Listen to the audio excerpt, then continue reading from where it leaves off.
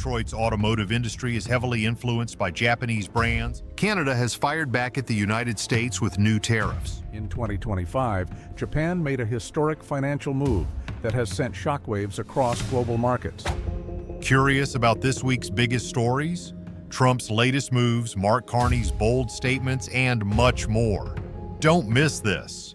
Detroit's automotive industry is heavily influenced by Japanese brands, with companies like Toyota, Honda, and Subaru playing key roles. These 7 major Japanese automakers together provide approximately 500,000 jobs and generate $170 billion in sales in the U.S. However, discussions have emerged within the White House about the possibility of imposing a 25% national security tax on these vehicles. If enacted, this tariff wouldn't just impact car prices, it could disrupt the entire supply chain from seat factories in Ohio to steel mills in Alabama. So when Washington considers this move, who stands to gain and who might face significant losses? Let's dive into the details of the potential global implications of this decision. And don't forget to subscribe to our channel, turn on notifications, and give us a thumbs up to stay up to date with our latest content. The debate surrounding a 25% tariff in the United States has shifted from being a diplomatic issue to a concrete economic concern. Tensions between Washington and Tokyo, particularly since the end of 2024, are creating ripple effects that go beyond the policy discussions. The $170 billion automotive network at risk includes thousands of interconnected supply chains stretching across various states, from Detroit's assembly lines to factories in Texas, Alabama, and Kentucky. The discussion revolves around the potential consequences if the White House were to apply a 25% tariff on Japanese vehicles under Section 232, claiming that automobile imports represent a national security threat. Investment banks, union representatives, and financial analysts are now asking what would happen if the 7 Japanese automakers, Toyota, Honda, Nissan, Subaru, Mazda, Mitsubishi, and Suzuki, decided to pull out of the U.S. or cut production drastically. The combined economic footprint of these companies in the U.S. is substantial, including $170 billion in sales, $47 billion in added value, and $1.02 trillion in related industries, creating a direct and indirect demand chain worth $1.3 trillion. When you consider the impact on U.S. jobs, the numbers are staggering. For example, Toyota alone supports over 200,000 direct and indirect jobs in the U.S., while Honda has more than 89,000 positions, Nissan over 237,000, and Subaru about 21,000. The ripple effect of a 25% tariff would go well beyond the automakers themselves, impacting industries from steel production to logistics and seat upholstery, all of which rely on the automotive manufacturing sector. In terms of production, the figures are significant. In 2023, Toyota produced 1.25 million vehicles in the U.S. at plants in Texas, Kentucky, and Mississippi. Honda followed closely with 970,000 units, while Nissan produced 770,000. Subaru and Mazda also contributed substantial figures, with Subaru's Indiana plant producing 221,000 vehicles and Mazda's Alabama facility producing 150,000 vehicles. Adding imported units, these Japanese automakers account for about 43.6% of the U.S. passenger and light commercial vehicle market. The sales of Japanese brands in the U.S. have been growing steadily. In 2023, Toyota sold 2.28 million units, Honda 1.34 million, and Nissan 783,000. These sales generate enormous revenue, $169.7 billion in 2023 alone, much of which is funneled back into the U.S. economy through taxes such as corporate income tax, payroll taxes, and state sales taxes. The total tax revenue generated by Japanese automakers in 2023 was around $31.3 billion, which could fund several years of healthcare and education budgets in states like Ohio, Alabama, and Kentucky. The critical question that arises is whether these automakers can continue to operate in the U.S. if the tariff is imposed. Japanese automakers have been investing in North American manufacturing for decades. For example, Toyota's San Antonio plant uses 65% domestic North American content in its production of the Tundra and Sequoia, while Honda's plants in Ohio and Alabama use 68% domestic content in producing models like the Civic. However, the 25% tariff would not just apply to finished vehicles, but also to parts and components imported from Japan or Mexico, making it even more costly to operate. This could push the margins of Japanese manufacturers further into the red. Toyota's North American operating margin for 2024 is projected to be 7.1%, while Honda's is 5.6%. Nissan's stands at 4.3%, and Subaru's is 8.8%. A 25% tariff could lead to significant price increases for consumers, especially in hybrid models, which are already under pressure due to high component costs. If these companies were forced to pull back, it would have severe consequences for U.S. employment. The total number of jobs linked to these Japanese automakers exceeds 500,000, with over 96,000 blue-collar jobs directly tied to the automotive manufacturing process. The impact of a sudden reduction in production could send regional unemployment rates soaring by up to 2.6 percentage points in states like Mississippi and 1.8 percentage points in Alabama. The federal government would also face significant losses in tax revenue. The Congressional Budget Office estimates that a 25% tariff could cause U.S. tax revenue to fall by up to $26 billion over the next few years. Furthermore, the ripple effects wouldn't stop there. Japanese firms are major players in the U.S. bond market, holding over $1 trillion in U.S. Treasury bonds. A significant reduction in their holdings due to tariff-related pressures could lead to higher interest rates and increased borrowing costs, putting additional strain on the U.S. economy. The impact of this decision also extends to the broader manufacturing sector. Japanese automakers have brought lean manufacturing techniques to U.S. factories, helping to improve efficiency and reduce costs. A sudden departure of these automakers could unravel decades of technical cooperation, resulting in a loss of expertise and a decline in productivity. Consumer behavior could shift dramatically as well. With a 25% tariff on hybrid vehicles, prices would increase by around $4,400, which could deter many buyers. This could lead to a rise in the used car market and a slowdown in consumer spending on new vehicles, further contributing to economic uncertainty. In conclusion, the 25% tariff proposal is not just a simple tax on imported vehicles. It could disrupt an intricate, multi-trillion-dollar automotive ecosystem.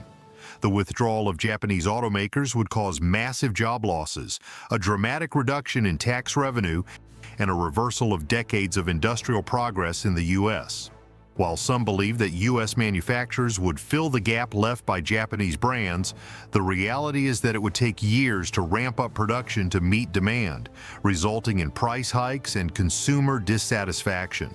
Canada has fired back at the United States with new tariffs. Prime Minister Mark Carney has imposed levies targeting major U.S. tech giants: Meta, Google, Amazon, Apple, Microsoft, IBM, and others. In response, President Trump abruptly withdrew from trade agreements with Canada and halted all diplomatic negotiations. So, what led to this dramatic standoff? In this video, we'll break down the latest developments in this escalating trade war. Don't forget to subscribe, turn on notifications, and hit like to stay informed.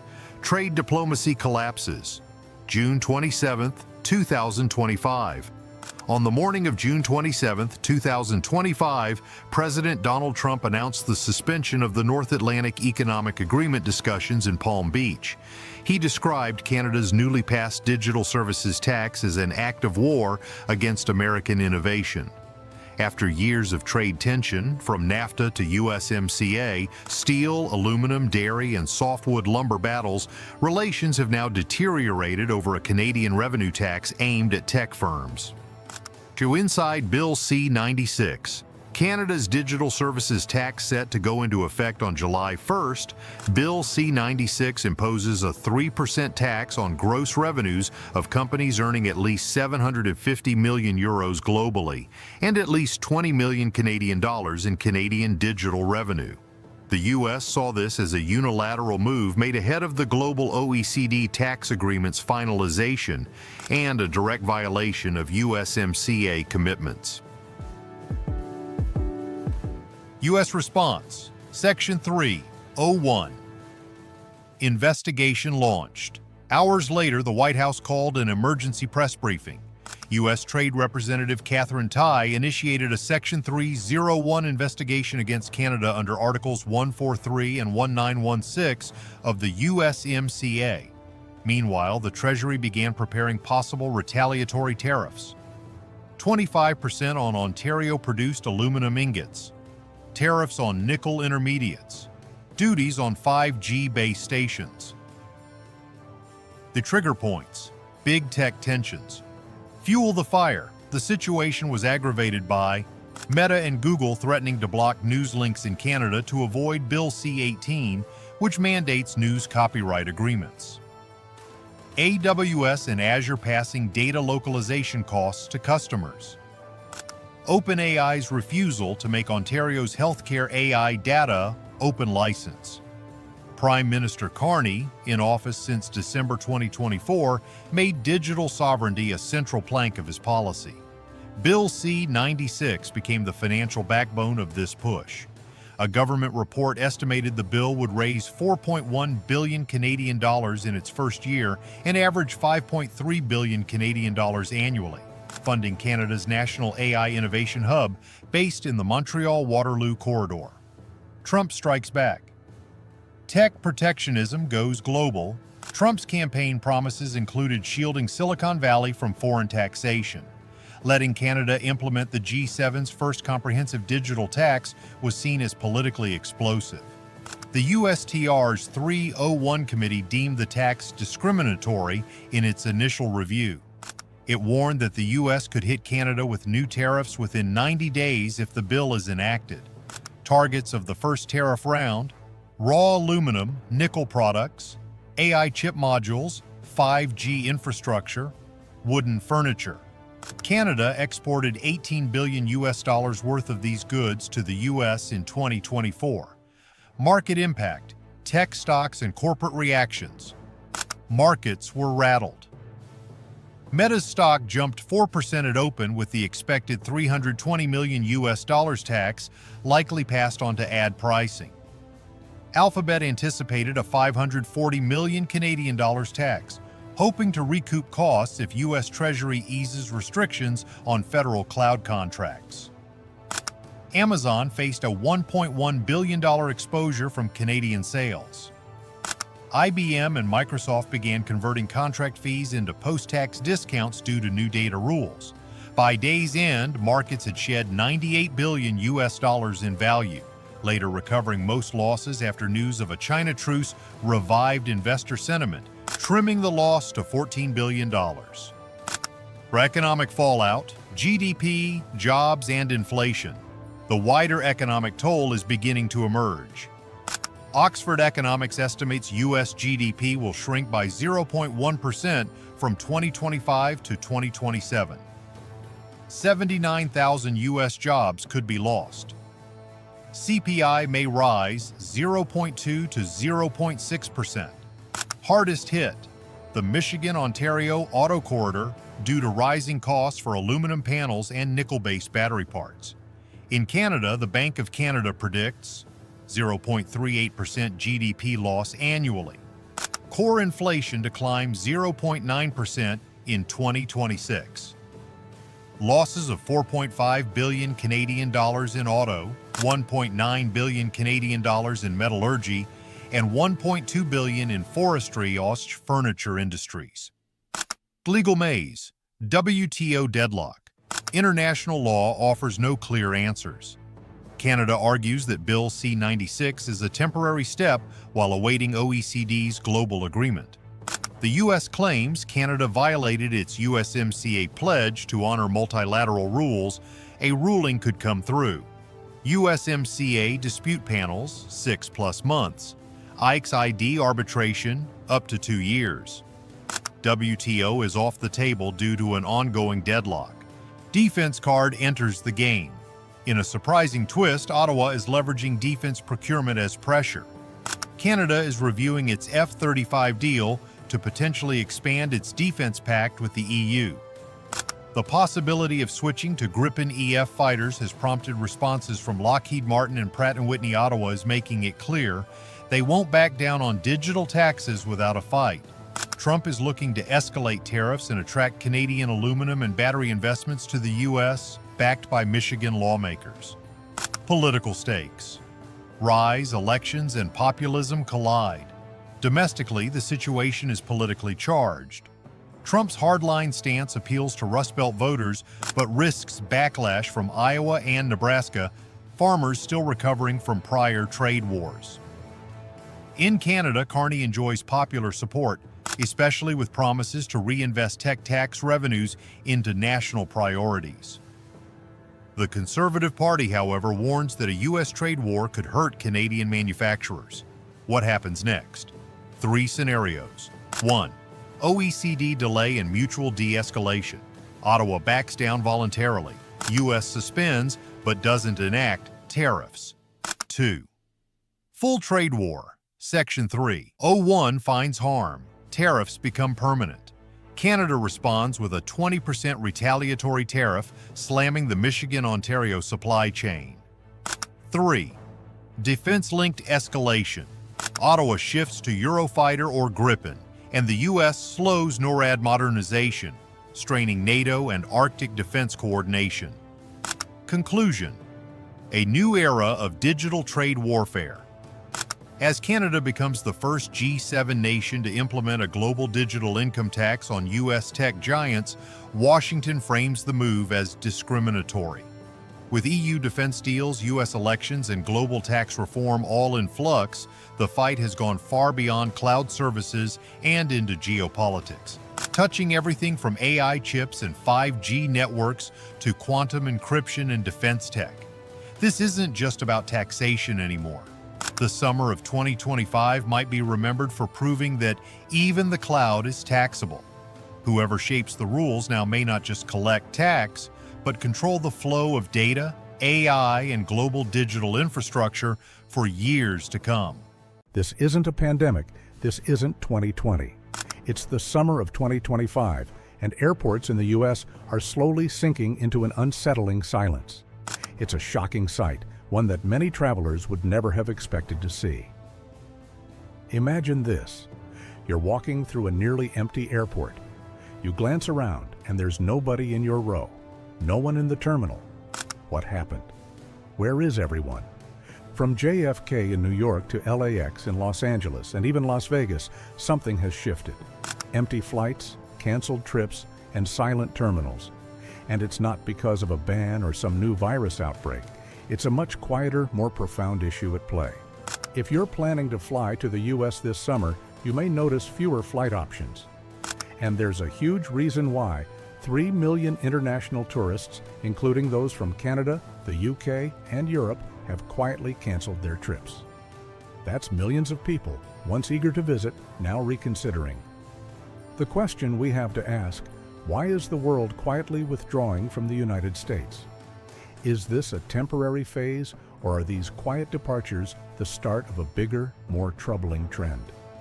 Let's take a closer look at some of the biggest airports in the U.S. that are on the verge of collapse. These once bustling hubs are slowly being erased from the international travel map. JFK, the heart of international travel to the U.S., once crowded with travelers from all corners of the globe, now eerily silent.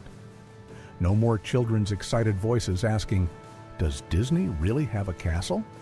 No more lines of passengers anxiously clutching their passports. JFK, a symbol of the American dream, now feels like a ghost town. By 2025, New York is expected to lose more than 3 million international tourists, and with them, $25 billion will silently vanish from the city's economy. If you found this video insightful, don't forget to hit that subscribe button. Stay tuned for more updates and content. We've got plenty more coming your way. The city that once epitomized luxury, excitement, and the pursuit of dreams is slowly losing its charm. And it's not just New York. Smaller airports and cities that once thrived on tourism are also feeling the impact. LAX, once the glamorous gateway to the West, now seems more like a movie set for a canceled show. The route between Toronto and LA, one of the busiest in the world, has seen a 76% reduction in capacity. Why? A travel advisory from the Canadian government, rising safety concerns, a weaker Canadian dollar, and a general sense of discomfort have led to a sharp drop in Canadian tourists. I used to take my family to California every year, but with the prices in Santa Monica skyrocketing by 40% and service quality declining, it just wasn't worth it anymore. This isn't a political issue or a problem with visas.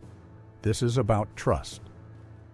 Trust between countries and trust between tourists and the destinations they once loved.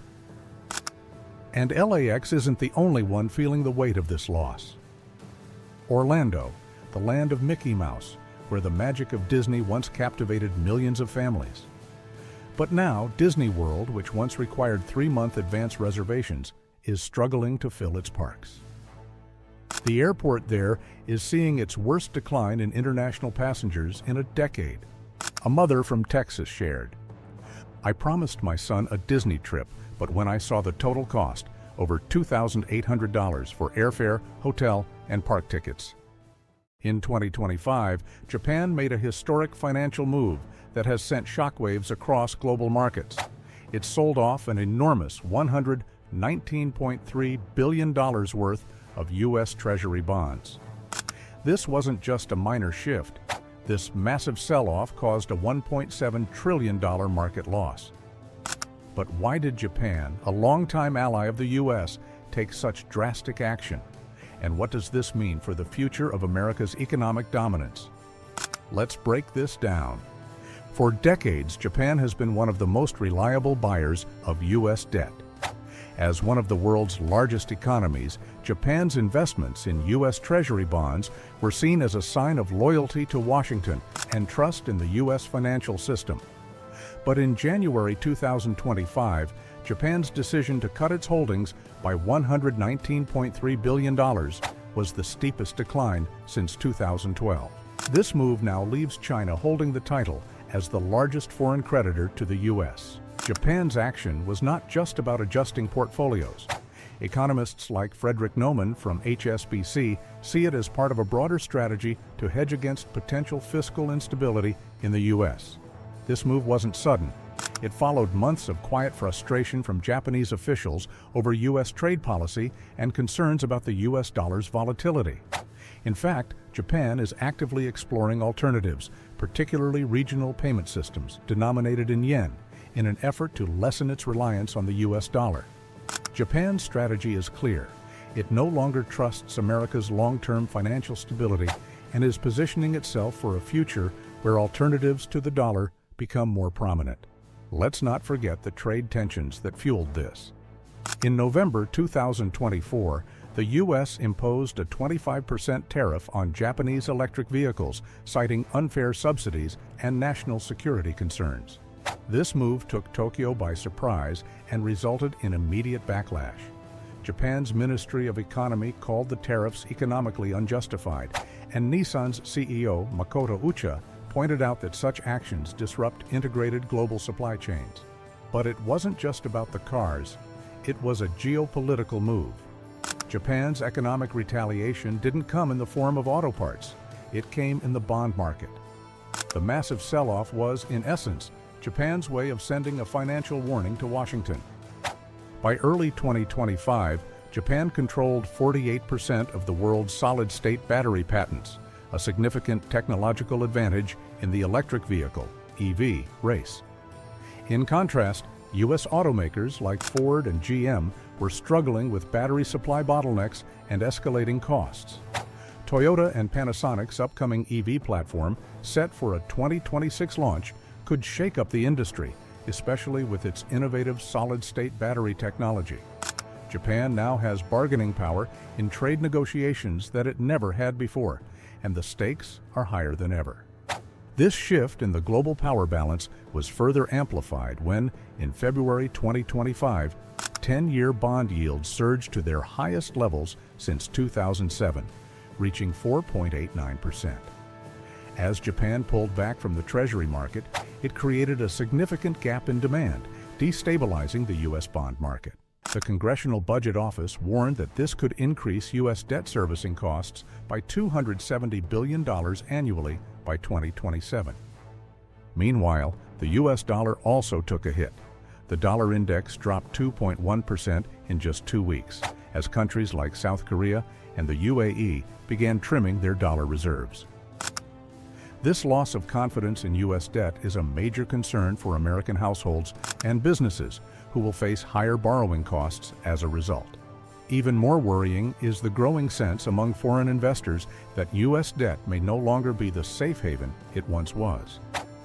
But Japan's sell-off is part of a larger global trend. Since 2022, the dollar's share of global reserves has been shrinking. In 2025, it dropped from 59% to 54%, according to the IMF. Countries like Malaysia, Brazil, and Saudi Arabia are diversifying their reserves, turning to alternatives like the Chinese yuan and gold. Japan's decision to offload its U.S. treasuries accelerates this shift. In Southeast Asia, China's digital yuan now accounts for 5% of cross-border settlements, while India is increasingly using the rupee in oil contracts with countries like Iran and Russia. The world is no longer as dependent on the dollar, and as trust in the greenback continues to wane, the need for alternatives grows. This shift is setting the stage for a new, more fragmented financial system. The question is not whether a new system is forming, it's how fast the old one is unraveling. Market impact: a $1.7 trillion loss. The immediate effects of Japan's massive bond sell-off were catastrophic. Between February 3rd and 6th, 2025, the U.S. stock market lost a staggering $1.7 trillion in market capitalization. The S&P 500 plummeted by 5.4% in just 3 days. Was Trump directly responsible for the market crash? It's debatable, but what's clear is that his administration's aggressive protectionist stance, deteriorating international alliances, and fiscal mismanagement have combined to create systemic risks in the U.S. economy. Economic instability, Trump's legacy. Trump's administration often touted 2019 as the year of America's greatest economy. But by 2025, signs suggest that the foundations laid during his first term may have increased America's economic vulnerabilities rather than strengthening them. The Tax Cuts and Jobs Act, while initially boosting the economy, ballooned the federal deficit to $984 billion, Canada's shift away from the U.S. While the U.S. is grappling with these issues, its close neighbor Canada is making subtle moves to reduce its economic dependency on Washington. In early 2025, Canada finalized a digital currency interoperability agreement with the European Central Bank and the Reserve Bank of Australia. This agreement aims to reduce reliance on the U.S.-led SWIFT payment system, enabling direct digital settlements and bypassing U.S. sanctions. At the same time, Canada has expanded its critical mineral strategy, forging long-term supply deals with Australia and the European Union to avoid potential U.S. export controls. This shift is part of Canada's broader strategy to diversify its economy, especially as trade with the U.S. has slowed. Legal instability in U.S. trade policy. Adding to the chaos, in February 2025, the Trump administration ignored a court order to pause a new round of tariffs on South Korean chips. The White House invoked Section 232 of the Trade Expansion Act, even though the court found no immediate national security threat. This defiance of the judiciary sent shockwaves through markets, with Treasury yields jumping 29 basis points in 24 hours. Foreign investors reacted by pulling billions from U.S. equity ETFs, signaling growing concerns about the rule of law in Washington. If you found this video insightful, don't forget to hit that subscribe button. Stay tuned for more updates and content. We've got plenty more coming your way.